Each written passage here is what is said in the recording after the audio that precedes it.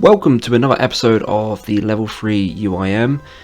Before we get started, I'm going to use up all these gems and gold ore as usual, but I'll cut out the boring bit so you guys don't have to watch that, as you've already seen that last week anyway. I'm going to drop over these burnt pages to a different account, and then I'm going to head over and get some clue scrolls done. So as per usual, we're going to be getting rid of the holiday items and grabbing the graceful back from the house. I'm going to just destroy all this. I also need to grab the thieving cape because of the clue scrolls. So we're going to grab all that gear and then we're going to head over and get all this crafting done. So while smithing the gold bars, I completely forgot how close I was to the smithing level, but we just got 48 smithing, which actually unlocks steel plate bodies. So we can now make every steel item in the game, and that's pretty cool. So I'm going to carry on getting these done and I'll see you when I'm back. Right, so we've completed all that crafting and sold everything off. I just went and got a clue scroll real quick so I can get started on the clue scroll grind. We do actually have over 100k cash now just from doing this. I wasn't expecting it to make that much money, but it's adding up. Anything that prevents me from having to go and get RSI at RD Nights is always nice for me. So yeah, I did drop the RD cloak while I was doing mining and crafting and that. So I'm just going to head over there real quick to get that back. I just realised I can also get it from Purdue, can't I, in Lumbridge. I always forget that that's a thing. This clue is in Varrock though, so I'm just going to go to RD for this case, but in the future I'll probably buy it back from Purdue because I completely forget that you can get it from them now. Anyway, so let's ramble over. I'm going to get on with these clue scrolls and I'll see you when I have another 50. So that's going to be casket number 50 for the episode. We are now going to move on to something else. To start off this episode properly, the first thing I want to be doing is I'm actually going to look into completing the newly released quest below Ice Mountain, as I've been advised that it is skiller friendly. It is doable as a skiller without gaining combat, so I want to check that out. So we're going to see what we need and collect up all the items, and I'll see you when I'm done. So apparently for this quest we need bread, cooked meat, a knife and a pickaxe. We already have the pickaxe on us, so that saves that trouble. But looking at the meat, knife and bread, I can actually get all of these in RD, which is really convenient, because if I come up to this general store here, they actually sell, if I can click it correctly, where is it, cooked meat, right there, and they sell a knife. And apparently someone sold nearly 2.5k volcanic ash. Anyway, and then I can run over to the baker's stall and I can buy a piece of bread off of him, and that's pretty much everything I need for the quest. Right, so we're here at the quest start. I did go and get a bunch of food as well because I've been advised that there is a fight, in quotations. Don't actually have to fight him, but I will be taking damage, so obviously I'm bringing the food to make sure that I don't die. I'm not sure if it's instant. I'm seriously hoping it's not, because if I do die I really don't want to lose all of these. That would really hurt. But we're going to get started with this quest, and I want to say before I do this, I'm actually going to go in blind. I want to do this without a guide. I generally do quests without a guide. A lot of them I know off memory, but the new ones I like to experience them for the first time. The only part of the guide, so to speak, that I do use is the items required, because there's nothing worse than getting halfway through a quest and realising you're missing items. So I just collected up these items beforehand, but the rest of it I'm just going to do by ear. So we are going to start up this quest and see what we need to do.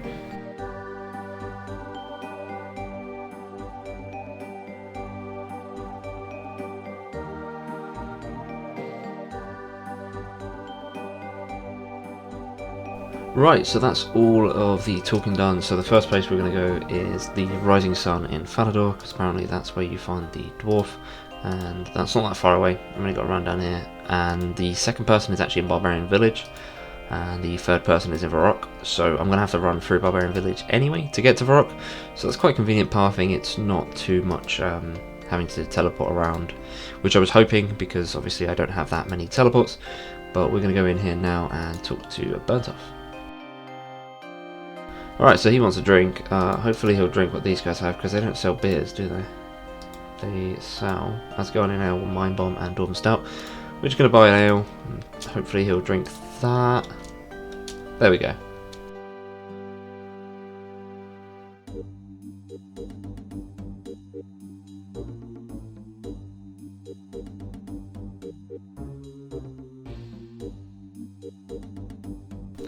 Oh, okay, apparently I cheat. Great. Oh well. That gets this bit of the quest done. We're just going to quickly get this guy in on the job, and we'll move on to Barbarian Village.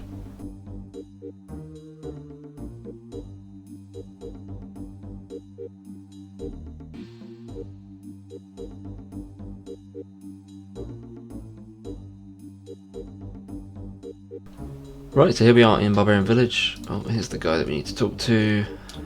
Let's get through this dialogue.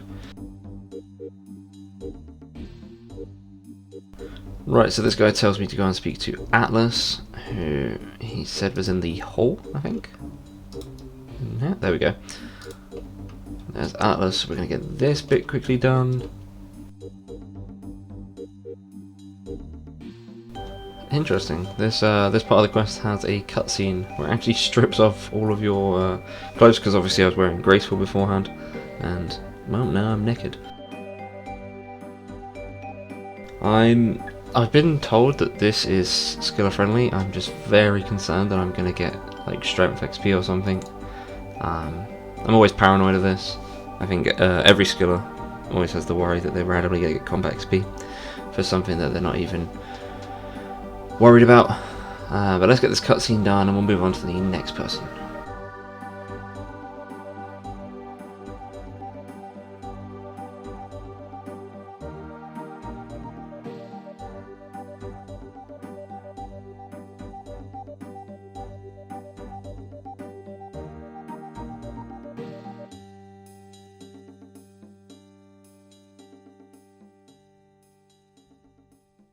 So we just unlocked a new emote, and that's pretty cool. I didn't even know you got that from this quest, but we got the flex emote. But we are done with this portion. Yeah, we are done with this portion of the quest. That should be check all done. I think we just have to quickly go and talk to him and trigger that bit. We need to flex to him apparently, and that is here. There we go. And that's 2 down, 1 to go. So the last one is in Varrock, and I've been advised to talk to Charlie the Tramp in terms of finding him. So we're going to head over there now.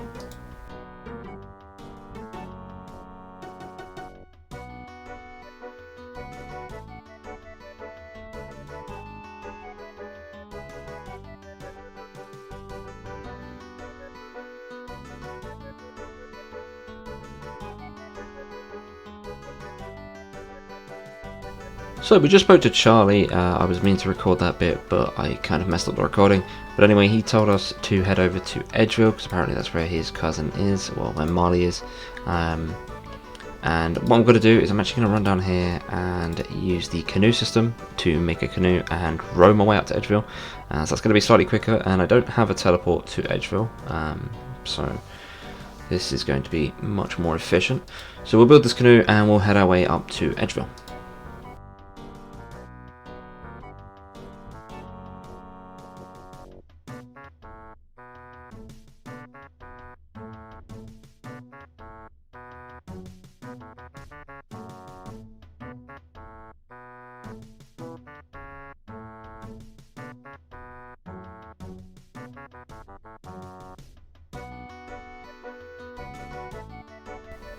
Looks like we've found Marley. He is here in the ruins. We're gonna just talk to him about this. What does he need? Ah, he's hungry. So this will be the part where I need the bread and meat, probably. What's he gonna ask for? Okay. Right, so I need to head back to the Blue Moon Inn. We're gonna use the Chronicle to get back there reasonably quickly. And we need to unlock a steak sandwich, I suppose. I guess that's what this and this is for. So we'll go ahead and talk to the chef in the Blue Moon Inn. Right, so here's the cook. He doesn't seem too happy with me. Just go to make a steak sandwich.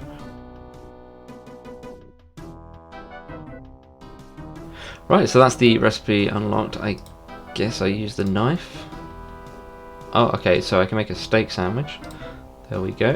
Let's not accidentally eat that. And we're going to run back down to the canoe and canoe our way back up to Marley in Edgeville. Right, so back with the steak sandwich, and that should deal with Marley. Once we get through all this, and he stuffs his face with the sandwich, we should be done with this one. Right, so that's all three of them completed now, and it says to meet them on the west side of Ice Mountain. We have a quick look at the map. I'm going to assume that's where the dungeon is, so I'm going to head over there now. Right, so we're now at the side of Ice Mountain where we do the next part of the quest. We are going to complete this bit now.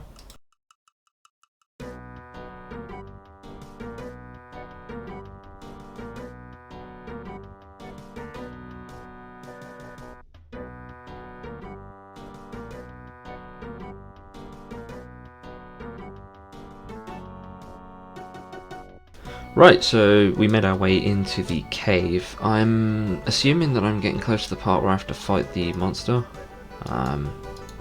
I don't know what level it is, I don't know how much damage it deals. I've not looked enough into it. I probably should have, because dying is very dangerous, so maybe I should have been a bit more prepared.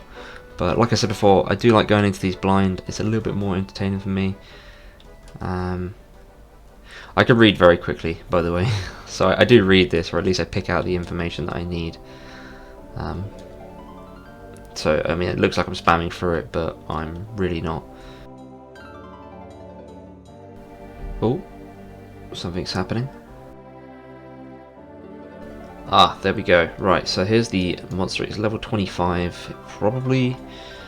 I'm assuming it can't one-shot me. I'm really hoping it can't one-shot me. But I'll try and keep my health up anyway. So let's try and deal with this.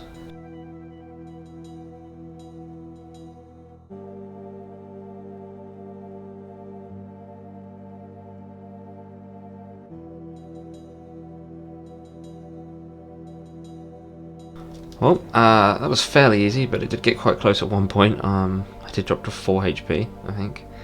So that was kind of worrying. I'm pretty sure this area might be instanced, to be honest. So if I had have died, that could have been a really bad situation. But we should be nearing the end of the quest now. I don't think it's that big of a quest. We shall see. And there we go, that is the quest completed. 2,000 coin reward, nothing major, but it does unlock the underneath of Ice Mountain. I haven't done all that much research into it, but I did see a news post a while ago announcing what they were going to do with this, and there's some cool new content. It's mostly content for free to play, but I may look into doing some of it in the future. Hopefully it doesn't involve, hopefully it doesn't require combat, because obviously then I won't be able to do it. But we can still have a look in doing it in the future. We're going to get through the rest of this dialogue, see what this guy has to say, and then we will move on. Right, so that's that all completed. I no longer need all this food. I'm going to get rid of that, get rid of the knife, clear up some space. I will go and store the spade of a leprechaun. I still had that on me from the clue scrolls. I'm not desperate to keep that right now. Anyway, the next thing that I want to move on to is I actually want to try and get smithing to 50. I'm eventually going to be rounding out all these skills, and 50 is the level that I want to go for now. And the method I'm going to be using to train smithing is I'm actually going to go over to Zaya in Lovekenge. If you guys have been watching the other series, there's an area that I used to mine and smith on that account. I'm going to be using the same area, but I will be making steel items, not iron, as there are coal rocks and iron rocks in the same area. So we're going to head over there now, and we are going to... oh wait, I have Isaric's talisman, I always forget this. I can actually go straight there. Yeah, no, I can just go straight there from here. So we are going to get started on some mining and smithing. This will help fletching. I'm actually going to drop a spade because I have spares anyway, and there's not a tool leprechaun around here anyway. So that's inconvenient. I am going the complete wrong way. What am I doing? Yeah, so I was going to do some fletching as well because I'm going to be making steel dart tips, and that will allow me to get some fletching XP.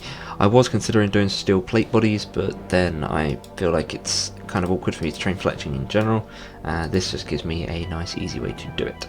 So I'm going to head down to the general store right now and grab a hammer, and then we'll get started on some mining and smithing. And here we have 61 mining, and this now unlocks the dragon pickaxe, which we will be getting in the future. Obviously I'm joking, I'm not going to actually go and do combat on this account. So here we have coming in is 49 smithing.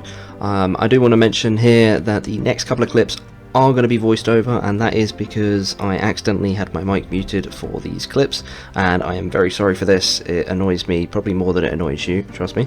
But in this next clip I think we get a mining level, so we're just going to quickly see, and there we go, 62 mining is completed on this one, which is really nice. And I nearly missed this recording. This was 50 smithing, which was the goal we were going for, which is really nice. So we have 50 smithing unlocked now, and we can stop doing some smithing. The next thing I wanted to move on to after finishing up all the darts was actually to do some cooking, and we are going to run down there now. But before we do that, I just want to quickly recap on some of the skills that we have at the moment.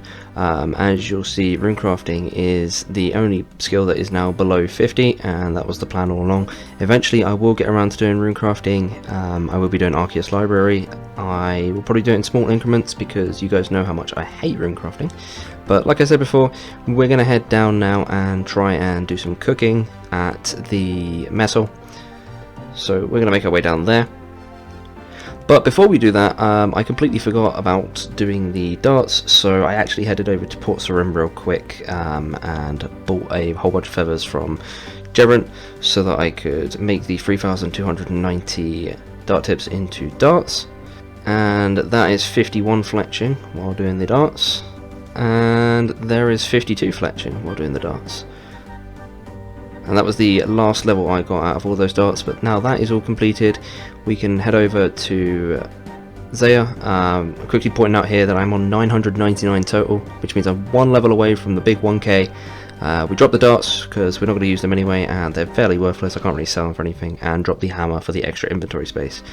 So I'm not going to use the charge from the Xerix talisman here because it's quite awkward for me to get charges, so instead I've decided to go over to Veos and get him to ferry me to Zaya. And here we have 55 cooking coming in, which actually gives us the 1k total level, which actually unlocks the ability to make the Iron Man permanent. I'm probably going to do this in the future, but I won't do it right now because I'm not too worried about accidentally downgrading it, because I can't imagine that I would ever do that anyway. But there's the 1k total done, and that looks beautiful on the skills, and it's a great little milestone for the account. And here we have 56 cooking coming in, and I think that's going to do it all for the cooking for now. The next thing I wanted to do was actually move on to some of the free-to-play quests. We'll display here. I want to get all the skiller-friendly free-to-play quests done. So because 51 quest points is kind of low for my account, I feel like it's kind of embarrassing. So we're going to have a look into some of these and get these done. The first one I want to do is Milestones Mystery. So first of all we head over to Lumbridge and we're going to get that one done. So the main reason I want to start off with Milestones Mystery is because it's a nice easy quest. I get some crafting XP from it as well, and it gets it out of the way, plus it's basically at the home teleport spot, so it's nice and easy to get to. But the rest I'm probably going to be doing in alphabetical order. I'm also pointing out here that I'm not going to be doing Demon Slayer because even though it is technically available to do as a skiller, it does have combat in it and it makes it a little bit awkward to do, so I just want to stick to the quests that are simple for me to do without having to worry about combat XP. So here we are finishing off Milestones Mystery. Just get through this quick dialogue and then that quest will be completed. There we go. So the next quest we're going to move on to now is Black Knight's Fortress. This doesn't require combat, but it does have some dangerous enemies in it, so I am going to be getting some food before doing this quest. So I've grabbed some chocolate cakes and some regular cakes from Ardy, and at this point I'm just grabbing a chisel so I can cut up the gems I got from the reward from Milestones Mystery, and I'm going to sell them to the gem shop. I'm not going to make them into anything because that would require me to go and get gold ores, gold bars, and make them into stuff, and that's just a lot of effort for free gems. So we just cut all these up here and we are going to sell them to the gem shop. I also wanted to plug the CC. The CC name is Overzealous. It's on screen right now. If you guys want to join, that'd be lovely. Love to see you in there. Just a shameless plug right there. So that's really cool, and we made some money from selling those gems. It wasn't really anything, I feel bad dropping them anyway. But then we move on to doing Black Knight's Fortress. And here we have the completion of Black Knight's Fortress. Just go through all this dialogue like we do. And there we go, Black Knight's Fortress completed. Quest points and coins, delightful.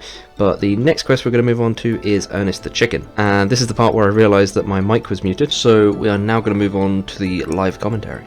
So, as you would have seen in the previous clips, I've had my mic muted for a while, and I feel like a bit of an idiot, but we're going to have to move on from that. This is now live commentary.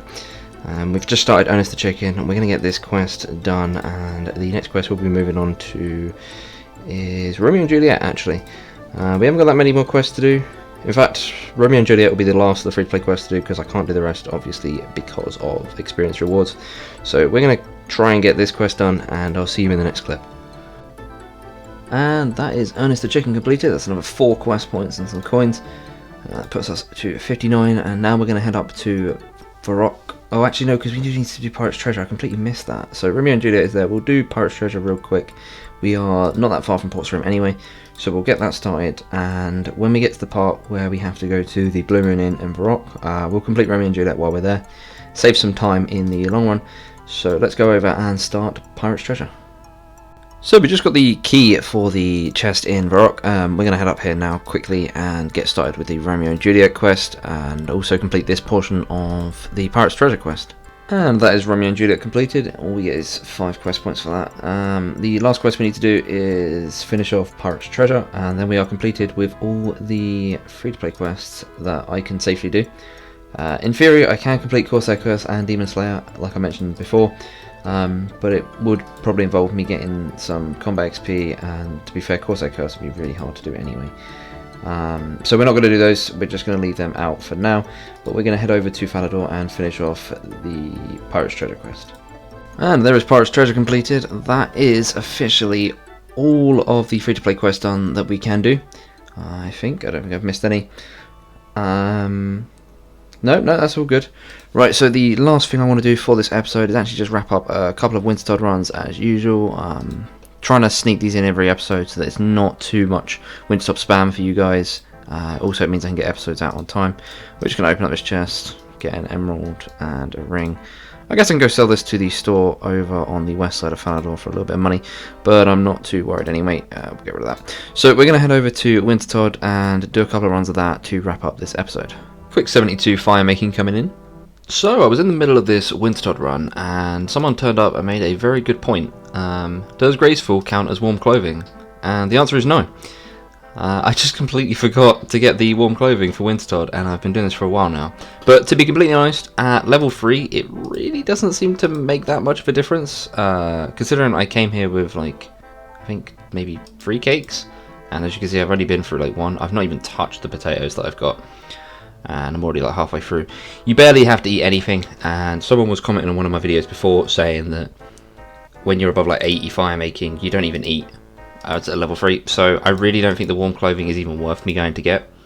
Obviously if I was a higher level and I got higher HP and stuff, it would make a bigger difference, but seeing as I've tried this now, I'll probably just do it in graceful, to be honest. It really doesn't seem to make too much of a difference. And that is 73 fire making. And that is round number 1 completed. We actually only used a total of 1 sack of potatoes. Yeah, obviously we also had the couple of cakes that I had at the beginning, but considering I had no warm clothing, yeah, it really doesn't make that big of a difference. I still have a spade on me, I've just realised that now. Yeah, don't need that. So honestly, I'm just not going to bother getting the warm clothing because it's a bit of a journey to go and get it, and clearly it doesn't make that big of a difference. But we're going to do one more run, and then we're going to wrap up this episode. So, I think this is the first time this has ever happened. Someone's crashing me. I don't know why you would want to do this. This person is going to kill the Wintertodt before I'm anywhere near ready to do so. I don't know why. Apparently this guy doesn't know why not. I'm just a little bit confused as to why they would want to do this. Well, it looks like we're going to mess up this run because this person felt like it. Yeah, I don't understand. I'm a little bit confused. I don't see what the motive is. But, nonetheless, this run is going to end a little bit sooner than planned. So I guess I'm going to have to start a new run on a different world. I'm probably going to put my private on friends for the time being. Normally I leave it on so that you guys can message me and stuff, but I really don't want to be followed by this guy. So we are just going to let him finish up this for whatever reason, and then we're going to hot weld and try a different world. So I've actually decided I'm just going to hot weld like now, because I know I'm going to get crate from this, and to be honest it's just going to annoy me having half a crate. So we're just going to quickly switch to, oh there we go, we got the crate anyway. I guess we got the XP, but see, now I'm going to feel pressured to keep this crate. It's so annoying. I don't know, I just, whatever. I'm going to open this and see what we get anyway. Of course we get snap seeds. This is actually a decent crate. Oh, now I'm going to have to go to the... I'm going to have to go to Edgeville and store this in the looting bag. I was planning to stack up these crates, 2 for today and then 2 for the beginning of the next episode, and do 4 at once, but because this person turned up, I'm now going to have to go to Edgeville. So I was just heading up to the Wildy Ditch, and we got a maze random. We're going to finish this off and see what we can get for this. Maybe it'll be some stuff we can sell or something. Usually it's not that useful for me, but we shall see. We got some chaos runes and some coal, and some arrows. Wait, do we already have... Oh, I might as well add them to the stack. There we go, have a whole bunch of iron arrows now. But we are going to store all of this stuff in here. We're going to add the snapdragon seeds. We should already have them in there.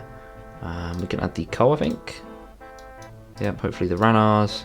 I mean, bear in mind this is actually full, so we gotta, whatever, anything we add has to already be in there, and I don't think, yeah, see, we don't actually have U-logs in there, which is unfortunate. We are going to open up this crate now, I think. I'm actually going to do it here, because then it doesn't instantly appear to everyone around.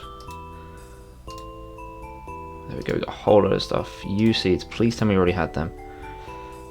Oh, hang on, we're not in the wilderness, of course. So what about now? Okay, we did already have them, that was great. I don't think we had them. What about them? We don't have any of these seeds, that's really annoying. Some of these we have. Just going to use everything and see what it says we already have. Right, so we've added everything to the looting bag that we can. I'm going to hold on to the gems as I usually do. I'm going to drop these over to another account and actually drop the dynamite and saltpeter because we don't need them. Oak logs are fairly useless. I really want to keep hold of the U-logs, but there isn't any space in the bag. It's kind of annoying. These seeds, again, I really want to keep hold of them, but no space in the bag. And if I want to take the stuff out of the bag, it means that I'd have to go and do more LMS because I don't have any more points. Well, I've got 1 more point, but that's a just in case point. So we are actually stuck with a few extra items. I'm going to go sell these off to the rune shop in a bit. Obviously I said they're going to drop these over. So I don't really know what I'm going to do about the U-logs, but for now I'm actually going to call it quits to this episode. I was going to go do another run of Wintertodt, but that's kind of just like put me off of it for now. I'll put this back to on.